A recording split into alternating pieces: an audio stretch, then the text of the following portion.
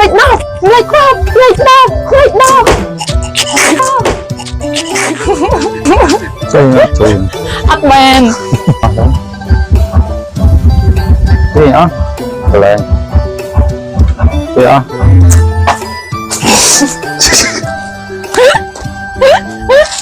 แต่ซิกมันตรายห้อง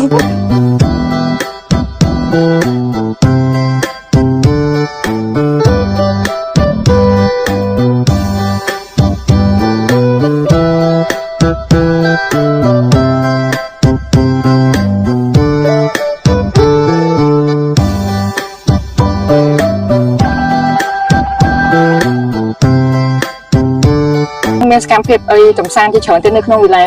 បាលីវិទ្យាកពតថៅឯបងបាទមានដូចជាចៅទុកកាយៈមានបាញ់ព្រួញមានសួនធម្មជាតិក៏ដូចជា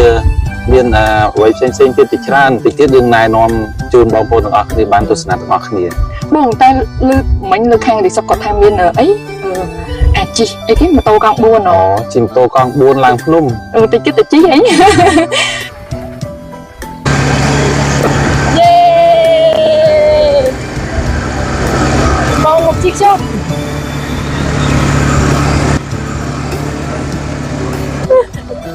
ព្រីបចានេះឥឡូវយើងចាញ់ពីជើងចាជើងផុសដៃអាវផុសតោះមកអត់ដឹងផុសពីកាលទេអានេះយើងឡើងមកដល់ខាងលើស្ពានវិចកនេះយើងធ្លាប់តែឃើញតារាយសមុទ្រគេញ៉ាំមួយត្រីអីផ្សេងៗត្រីឆៅត្រីអានេះយើងយកមកកែច្នៃធ្វើជារបស់ញ៉ាំមួយប្រភេទដែល